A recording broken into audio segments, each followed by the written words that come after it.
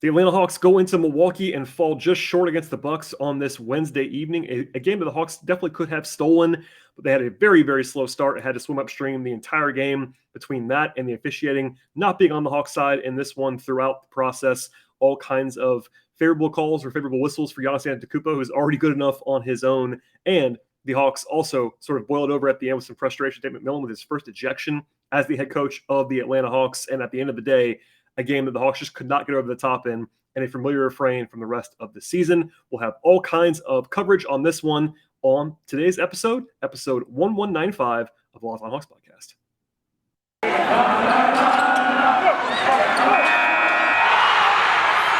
You are Locked On Hawks, your daily Atlanta Hawks podcast.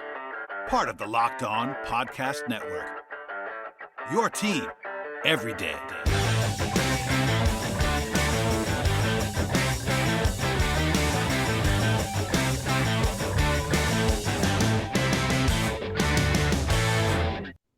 Hello, friends. Welcome to episode 1195 of the Locked On Hawks podcast. I am your host, Brad Rowland, coming to you on a Wednesday evening into Thursday. And thank you, as always, for making us your first listen each and every day. Check us out at Locked On Hawks on your favorite podcast platform, whether it be Apple Podcasts, Spotify, or our newly launched YouTube channel. Today's podcast will break down what became a loss for the Hawks in Milwaukee, 124-115 at the hands of the Bucks.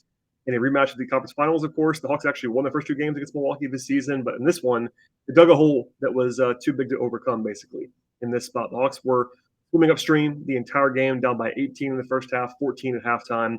While they played much better in the second half of this game overall and on both ends of the floor, really, it was not quite enough because of the slow start that they had. So that was the top-line thought in this one. But even beyond that, the officiating was certainly a topic of conversation. In this game, Nate McMillan gets ejected in the fourth quarter, the first time in his Hawks tenure he was ejected. And I think he might have tried to earn that one, honestly, to send a message or do something to try to inspire this basketball team. But frustration certainly sort of permeating the proceedings in this one for the Hawks. And with this loss, they fall to 31-34 on the season and a meager 12-21 away from State Farm Arena in Atlanta. So we'll dig in now to what transpired here, but a missed opportunity for sure for the Hawks. And, dating back to Monday and a bad loss in Detroit, going 0-2 on this road trip, not what you want to see by any means. So at this stage of the season, a lot of frustration building for the Hawks, and this certainly won't help that. As for the pregame context of this one, it was a back-to-back from Milwaukee. They actually had to travel back from Oklahoma City. So an advantage there for the Hawks coming in, and they were 2-0 against Milwaukee coming into the night. And the Hawks were also at full strength for the first time in a while. Kevin Huerter was probable with the shoulder issue that kept him off the floor on Monday, but he ended up starting and playing quite well. Milwaukee was actually without a couple of rotation guys here. Brook Lopez has been out for a while, but Pat Connaughton missed this game. George Hill missed this game. So advantage Hawks there on the roster availability aspect as well. But still, even with all of that, the Hawks were 4.5-point underdogs in Milwaukee, simply because the Bucks are the better team right now and also playing at home. And that gives the Hawks sort of an uphill battle from the start in this one. As for the game itself, as I sort of described earlier, it was really because of the slow start the Hawks were behind the eight ball here. They started out with Capella guarding Giannis, and foul trouble was a problem for Capella the entire game. He had 2 fouls in the first 3 minutes. Not great in this matchup, obviously. Milwaukee was giving Trae Young some good looks in terms of playing drop coverage, but the offense kind of got slow out of the gate a little bit as well. Giannis was asserting himself early on against Okongwu. It actually looked like they were going to bring Okongwu in early when Capella got his second foul, but they actually had to go to Gallinari first. I'm not sure what actually happened there. It was never confirmed. I suspect Okongwu might have had his wrong shorts on because he went to go check in and had to run into the locker room. That's usually what happens there. They had to go to Gallo for like 40 seconds, kind of an interesting moment in the first quarter of this game. But 14 of the first 17 points from Milwaukee came in the paint, and that was a theme of the entire night. They also rebounded their own misses at a high rate in the first quarter. And the Hawks were down by 10 pretty quickly. In fact, they never led in this game for the final 45 minutes. They had a couple leads in the first 3 minutes of this game, and then never again. Giannis had 14 points at one point, and the Hawks had 12. It was 22-12, but Giannis was outscoring the Hawks. That's not usually a good sign, let's just say. Rotationally, it was actually interesting at both halves for the Hawks. In the first half, because of the early foul trouble for Capella, they had to go to Bogey and Gallo. Okongwu sat for a little while with Collins at center. Then they had to bring him back in. DeLon Wright came in late in the first quarter. Lou Williams did not play at all in the first quarter and played in the second quarter. of this contest. But the Hawks were down by 15 pretty quickly. They scored 5 points in about 6 minutes or so late in the first quarter. They were 6 of 17 from the field. Trey didn't score until the final minute of the first quarter. Collins didn't score in the entire first quarter. And by the way, Collins had 2 points in the game. We'll come back to that later on. It was a bad night for John Collins, let's just say. But the Hawks got it back to 8 at one point late in the first, down by 11 at the end of the first quarter. But defensively, it was pretty ugly. The Bucks had a 148 offensive rating in the first quarter, 18 points in the paint, 10 second chance points, 9 free throw attempts, just a all-around mess defensively for the Hawks. And part of that was Capella having to leave the game, but it was really kind of a equal parts mess defensively for Atlanta. And offensively, also had a slow start, and that's a bad combination of things. Later on, they actually played Trey the entire first quarter. Then he gave way to Lou Williams. The Bucks scored the first 7 points of the second quarter to go by 18. A quick timeout. And I thought they sat Capella for too long in the first half. He sat for about 14 minutes, which is just way too long. They were down by 16 points when he came back in. And as soon as he came back in, this is sort of anecdotal on some level. I will definitely admit that. There was a 12-4 run immediately when Capella came back in. Herter hit a couple of nice jump shots during that stretch. But the Bucks did answer that, a 9-0 run of their own. Bobby Portis had a huge first half for Milwaukee. Giannis is always going to be a dominant force. He's one of the best players in the league. Bobby Portis had a huge game, particularly a huge first half. He had 19 before halftime. That's definitely something you can't, at least you don't want to have to overcome if you were the Hawks. Trey sat for longer than usual in the first half. He sat for about 8 minutes as the Hawks were playing a little bit better basketball with the bench, but still a little bit curious decision-making there. And the Hawks were down by 14 at halftime with an underwhelming close to the half. Even with some better defense in the second quarter, the Hawks still allowed about a 138, 140-ish offensive rating to the Bucks in the first half, and that's not going to get it done, let's just say. The Bucks were shooting well from the floor. They got their worked on the offensive glass. Only 4 turnovers before halftime for Milwaukee, and they had 30 points in the paint. This happened later on, which we'll come back to, but the Bucks did get a very friendly whistle, I thought. Even people that I trust on the Bucks side of things, neutral observers that obviously they are following the Bucks, all kind of noted, national people as well. It was not just a Hawk-centric thing where Giannis got a lot of favorable calls in this game. And he's always going to have that happen. He's difficult to officiate, and he is obviously a monster. And occasionally you just have to foul him. That's what happens. But the Hawks got a lot of unfriendly whistles, which put them sort of an uphill battle, let's just say. Offensively, the Hawks had a decent performance in the first half, but the first quarter put them sort of behind their normal pace. A 110 offensive rating before halftime for the Hawks. That's about average against Milwaukee, but that's not great overall. They did have a good assist-turnover ratio, 15-6 before halftime. They shot it okay as well, but not much on the glass. With 7 free throw attempts in the first half. Collins was 0 of 7 from the floor. Didn't have much in the entire game, really, but Trey was a pretty small factor. It's really weird when this happens, but Trey was better after halftime, and he sort of got his numbers as a result of that. But he only took 4 shot attempts from the floor in the first half. He was kind of invisible, at least by Trae Young standards. He was still obviously a factor. He has to be guarded. All of that stuff is worth pointing out. But I thought he was pretty anonymous in that first half. And again, the Hawks on by 14 points. And just being candid, Atlanta down 14 on the road against a good Bucks team. You're obviously a very, very big underdog. Now, the Hawks are capable of overcoming deficits. We actually saw the Hawks made some runs, which we'll get into in a second. But just broadly speaking, take a step back. Down 14 and 24 minutes to go in Milwaukee, you are not drawing dead, but you are certainly a big underdog, and that ended up being the case later on in this one. Before we get to the rest of the game, as well as some broader takeaways and a look ahead to the schedule and other things like player observations from this contest, a word from our sponsors on the show today. This time of year, my schedule is pretty crazy. I started taking Athletic Greens because I wanted to be healthier, have more energy, and really just wanted to see what all the hype was about around Athletic Greens. And now I've been on them for weeks, and I just absolutely love it. Athletic Greens don't taste like a typical thing that's super healthy, and I really look forward to it each and every morning. It's the first thing I have in the morning, which is one delicious scoop of Athletic Greens. You're absorbing 75 high-quality vitamins, minerals, whole food sourced superfoods, probiotics, and adaptogens to help you start your day on the right note. This special blend of ingredients supports your nervous system, your immune system, your gut health, your energy, and gives you the ability to focus and recover. And it also costs you less than $3 a day. You're investing in your health, which is very, very important. And candidly, it's cheaper than the cold brew habit that you might have. I know that I do. And Athletic Greens also supports better sleep quality and recovery, as well as mental clarity and alertness. Athletic Greens has over 7,000 5-star reviews. It's recommended by professional athletes already. And it's time to reclaim your health. and arm your immune system with the convenient daily nutrition, especially as we head into the flu and cold season. It's just one scoop in a cup of water every single day, one scoop in a cup of water every single day, and that's it. No need for a million different pills, supplements to look out for your health. Make it easy. Athletic Greens is also giving you a free 1-year supply of immune-supporting vitamin D and 5 travel packs for free with your first purchase. All you have to do is go to athleticgreens.com/NBA network. Again, that is athleticgreens.com/NBA network. Take ownership of your health. Pick up a daily ultimate nutritional insurance. It's that time of year again. The tournament is finally upon us in college basketball with all the latest odds, totals, player props, futures, exotics, and much more. BetOnline.net is the number one spot for all of your sports betting needs. And beyond that, BetOnline remains the best spot for all of your sports scores, your podcasts, and your news this season. And of course, it's not just basketball, even if that's sort of the forefront right now. BetOnline has a full slate of offerings that includes live betting and your favorite casino games.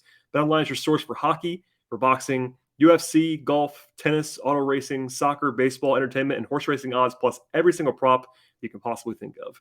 Head to BetOnline right now or use your mobile device to learn more about all the trends and all the action today. BetOnline, where the game starts. All right, the second half did not start well for Atlanta. The Bucks scored the first 5 points to go up by 19 points. That was actually the largest lead of the night for Milwaukee early in the third. Capella got his third foul within the first minute. And then, by the way, Capella had 5 fouls with more than 9 minutes to go in the third quarter. This is the first time I can ever remember Nate not doing an auto bench. Capella got his 4th foul. And for me, even as someone who does not like to auto bench guys, I probably would have pulled him in that spot. I couldn't believe that he played him. And on the next possession, Capella got another foul, and that was his 5th. Also, again, not to repeat myself too much here, and again, I think people listening to the podcast regularly might know this, but if you're a new listener, I am not someone who complains about officiating. This is a very, very tightly officiated game for the Hawks, and not so much the other way. Anyway, Bill had 5 fouls. I'm not sure how many of them were actually fouls, but not all 5, let's just say. The Hawks did answer, though, with a 7-0 run to sort of get back into the game. There was some threat at that point. I thought the Hawks might just roll over. Not that they were going to just pack it in entirely, but when you're down by 19, bad start in the third quarter, bad vibes on the road, they could have packed it in. So if you're looking for a positive from this game, that was it for me, that the Hawks really did sort of put it all back together and give a valiant effort and really played better than the Bucks did for the last, 22 minutes of the game. Alas, the hole was dug, and that was it. Trey had more juice himself. He had 7 points in the first 4 minutes of the second half and was visibly more active after halftime. But Milwaukee got into the bonus. They actually were in the bonus with 8 minutes to go in the third. That's a crazy stat in itself. Herder scored 5 straight points, and the Hawks were back within 8 again. This is kind of the theme the entire second half, is the Hawks would get back within 7 or 8 or 6 or 5 later on in the fourth quarter. But as soon as that happened, always without fail, Milwaukee would sort of throw a counterpunch and quell the momentum. McMillan, the first time that I saw him get really, really upset in this game was actually about sort of a kidney shot that Portis delivered on a screen to DeAndre Hunter. Nate was visibly upset about that during a timeout. Notably, I thought this is interesting to me. DeLon Wright did not play in the second half of this game. And I asked about an injury. I don't think that there was one in this spot. I think there were some really interesting rotation changes / decisions made by McMillan, which we'll come back to. But that was the first one, is that I kind of noticed that in the third quarter, like no DeLon at all here. I thought he might come in and start the fourth quarter. It just never happened. So they cut the rotation down and only played 9 guys in the fourth rather than playing 10. But of course, this is, again, the first time in a while the Hawks actually had all 10 of their guys that they trust. So maybe that was not too out of the ordinary, but still notable on some level. The Hawks, though, got it to 5 and then down by 7 at the end of the third quarter. They cut the margin in half with a very good third period. The Bucks were 10 of 25 from the floor with no threes in that quarter. The Hawks were 10 of 12 on twos in the third, as they were definitely more in attack mode. Got to the line 6 times, made all 6. Trey had 12 points, and they were definitely playing with more mojo, let's say, as a team overall in that third quarter.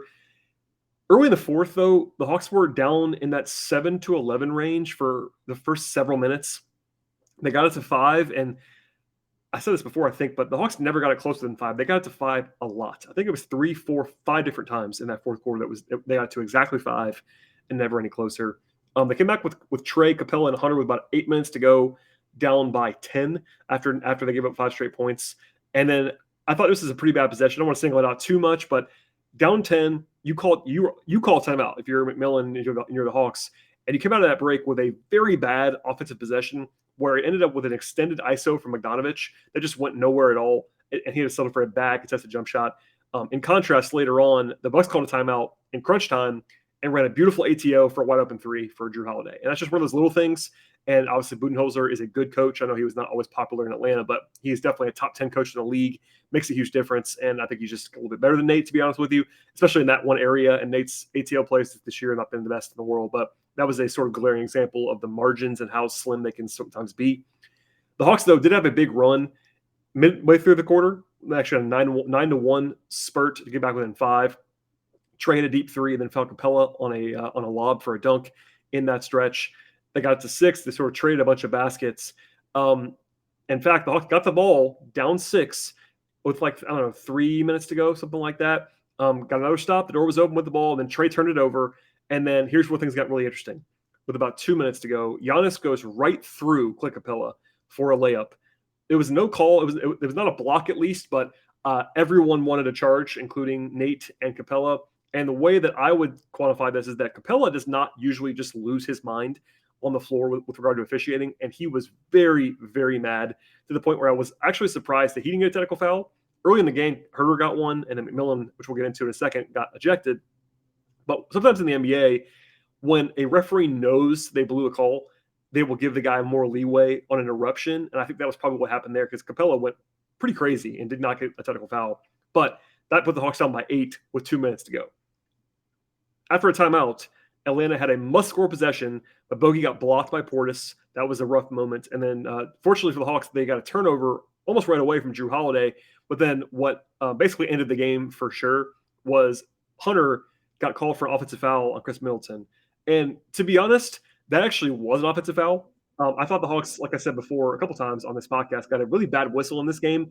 Ironically, the moment where Nate lost his mind was actually on a pretty good call, I think, on Hunter. At least not one that I was surprised by. It kind of was a foul later in the law. And McMillan really went crazy in a way that he has not in his Hawks tenure. Got technical foul and then did not stop. Got another one, got ejected. And this is just me guessing. He would never confirm this, but I think that he wanted to get tossed. I think the Hawks it wasn't over, but the Hawks were definitely close to drawing dead at that point, down 8. And, it's probably a good time to send a message if you're McMillan. So I think he kind of went after that one and went a little bit crazy, or he just lost his mind, one of the two. But that happened. That gave the Bucks 2 free points at the line, and they had the ball. You're down by 10 with like a minute to go, and basically it's over from there. Nothing really materialized down the stretch, and it was probably already over. But once that happened, it was definitely over. Some thoughts here on the second half. So rotationally, I mentioned this in the first half, but I sort of circle back to this now. Number one was Collins did not play the final 17 minutes or so in this one, and you hardly ever see that. Now, we'll say this again later when we talk about the individual players, but Collins was not good in this game. So I think this is one of those times where I just note that he didn't play that long. I think I might have gone back to him at some point, but I actually understand not doing it. The weird thing is guys on his level very rarely sit that long without injury or foul trouble. And yes, he was bad, but usually that guy would come back in the game, and he never did. They played Bogey and Gallinari in crunch time, and Herter, who actually played quite well in this game, did not play for like the final 7 minutes or so until he finally came in when about a minute to go when the game was already over. So they went to an interesting decision-making group there. Not that it was bad. You're playing guys that are real players. Like Gallo played 36 minutes. That's a lot of minutes. And Bogey. So this is not a problem, but it's one of those things about having your entire rotation is that you can, no matter what happens, somebody's going to have to sit in that stretch run. And this game, it was Collins and Herter that did not play down the stretch. Takeaway-wise, offensively in this one, it wasn't perfect, but at the end of the day, they had good offensive numbers. A 115 offensive rating against Milwaukee. Well, honestly, that's good against any team. That's better than the Hawks' average for the season. But on the road against Milwaukee, you have to take that. If you score, it wasn't always pretty. Don't get me wrong. But if you go out there and guarantee me a 115 offensive rating on the road in Milwaukee, you have to take that. That's a good result. It's not elite or crazy, but it's a good result. The Hawks shot very well in the second half, 85% from the floor, only 3 turnovers in the half, but only 3 of 17 from 3, which kind of hurts your ability to come back from a deficit. But for the full game, 9 turnovers is a good number. They did more in the glass in the second half. So I think offensively, there was a lot to like from the Hawks. It wasn't perfect, but it wasn't bad. Defensively, they allowed a 122 defensive rating. That's not going to be good enough almost ever against a team like the Bucks. again, like the offense, it was better in the second half. That's worth noting. If this game started at halftime, the Hawks would have won it. That's that does matter. But the Bucks had a 59% true shooting for the game, 9 turnovers. Those are bad numbers for the Hawks. They did rebound well in the second half, but 62 points in the paint, 62 points in the paint for Milwaukee, and 23 free throw attempts. It's just too much on both of those. Giannis got every call in this game. I want to be honest about that. He got a very, very favorable whistle, but he also had 43 points. And Giannis is very good. And listen, it's going to be tough to stop the Bucks when he's going to have whatever he wants at the rim. So we'll come back with more on the evaluation front with regard to players and a look ahead at the schedule. Before we do that, a word from our sponsors on the podcast. With so many mix and models in the auto world these days, it's now impossible for your local chain store to stock all of the car truck parts that you could possibly need. Do you really want to deal with a person at the counter that's asking you pointless questions, or honestly can't just seem to find the parts other than the ones that they happen to carry in their warehouse? Instead, you have access to rockauto.com at home or in your pocket, and that's a much, much better option. Why spend more for the same parts from a chain store or dealership when you order them at rockauto.com in very easy fashion? And rockauto.com is a family business that serves consumers for more than 20 years at this point in time. RockAuto's prices are always reliably low for each and every customer. They have everything that you could possibly need from your car or your truck, including brake parts, tail lamps, motor oil, and even carpet. And rockauto.com, the website, is the best place to find all of it, to see all the parts available for your car or your truck. And once you go there to rockauto.com, write Locked On in the box asking how you heard about rockauto.com so they know that we sent you to them. Amazing selection, reliable low prices, all the parts your car will ever need. rockauto.com. As for the player side in this one, lots of positives, some pretty strong negatives. Off the bench, I mentioned DeLon right before, only 8 minutes because he didn't play in the second half.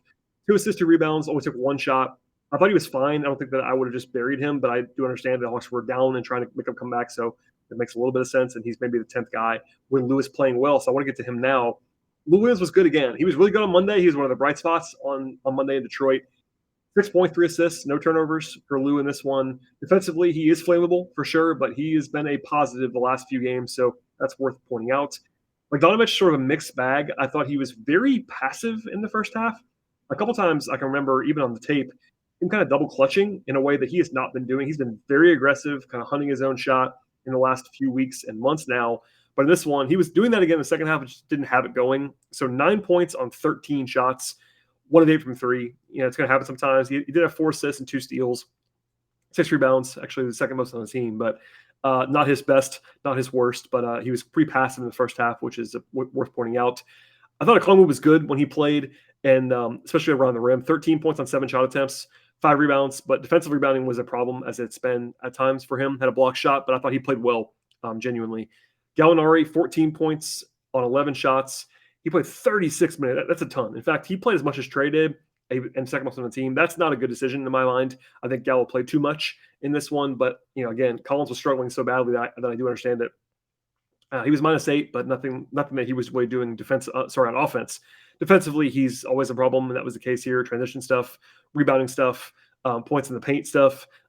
He's a weakness. That's not breaking any new ground, but that's where we'll leave it for now. We'll start with Collins here with the starters. He was very bad. I am someone who believes Collins is very, very good. In this game, he was very, very bad. That's important to just say out loud. 2 points, 0 of 9 from the floor, 0 of 5 from 3. And it wasn't just the shooting. I think that is obviously a very sort of a flashing stat on the page. When a guy like Collins goes 0 of 9 from the floor and has 2 points in 19 minutes, that's rough. But only 19 minutes for a reason. Defensively, he was flummoxed a little bit by Portis at times. They put him on Giannis when they had to, but he wasn't his best there either. Had 2 turnovers, no assists. 5 rebounds is okay in 19 minutes, but -10. And he just didn't have it. I mean, doesn't mean he's terrible now. There was someone in my mentions that was kind of repeatedly yelling. I kind of beat the person, but about how the Hawks are better off without Collins. There's just no evidence of that at all. So, in this game, was he good? No. Did I mind terribly that he didn't play on the stretch? No. But doesn't mean he's bad now. He just had a bad night. So that happens to the best of us and the worst of us, alas.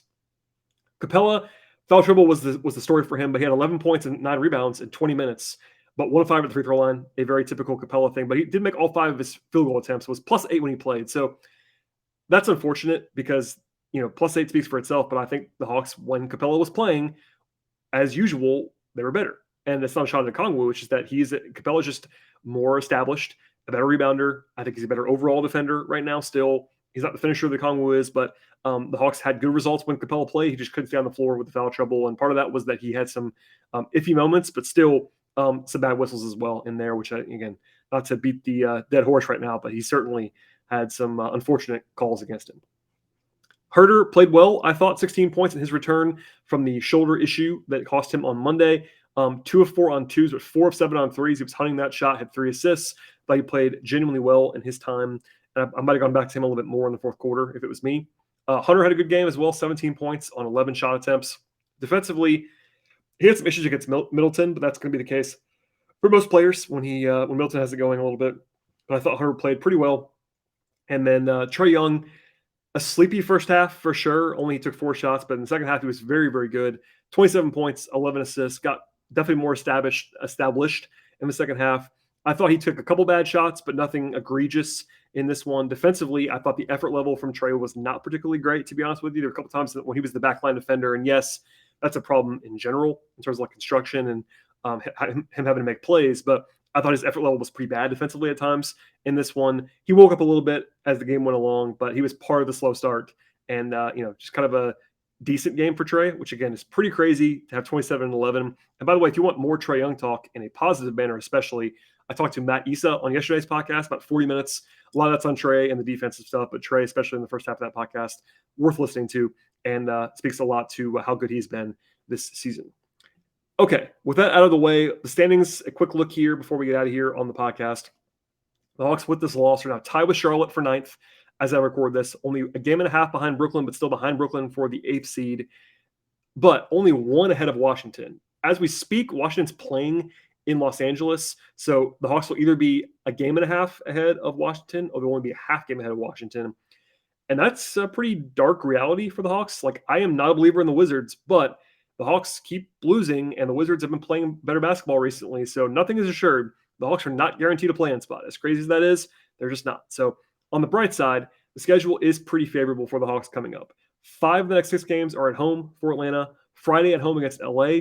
The Clippers are at home tonight against the Wizards, by the way, so they have to go across the country for that one. The Hawks should be favored in that game because the Clippers have not had their full complement of guys, but they are pretty competitive. They play hard. They're well coached with Ty Lue. And even without Kawhi and Paul George, that's a game the Hawks could certainly lose. They don't play their A game. After that, they have a home back-to-back on Sunday and Monday. Sunday is the Pacers. Monday is the Blazers. Both those teams are in tank mode right now, so that's pretty favorable. But, again, nothing is assured in the NBA right now. So 5 of the next 6 at home is a positive. The schedule is very favorable for the Hawks. But as we saw on Monday in Detroit, nothing is guaranteed. And as a final thought on the podcast today, this is one of those games that I've said a few times. I'm sure people might be annoyed by it by now. But this is one where it's like not a bad loss and that you lose to a good team on the road. Like, it's just going to happen sometimes. But digging the hole they dug in the first half, you just can't have it right now. They're going to have to pick up some of these wins. This might have been their toughest game on paper the entire rest of the season. That is worth noting because if you go through it, the Hawks only have 17 games remaining after this one. And, you could maybe pick out another game. But I think on paper, maybe it's either this or the game in Miami in April. Those are the games on the schedule the Hawks were least likely to win on the schedule, but they still could have won this one if they actually played well. So we'll see from here how they respond. But after a day off on Thursday to travel, they'll have a big one on Friday and a game that they're going to have to, let's just say a 3-0 over the weekend would be pretty badly needed for the Hawks on Friday, Sunday, and Monday. At a bare minimum, you've got to go 2-1 in those 3 games. So we'll see how they fare in those ones. In between now and then, barring an emergency, no podcast on Thursday. We've already done 4 shows this week. So, by the way, Wes Morton early in the week, Matt Issa yesterday, a couple game recaps. One more plug to subscribe to the YouTube channel. We're trying to get to 1,000 subscribers by the end of the regular season. So thank you for the support on that. If you don't plan to watch on YouTube, a subscription really helps. It takes 2 seconds. So please, if you want to support the show, that's a great way to do it. Or follow us on Twitter. I should say, or follow us on Twitter at Locked On Hawks. Follow me on Twitter if you'd like to at BT Rowland. And we'll see you after the game on Friday.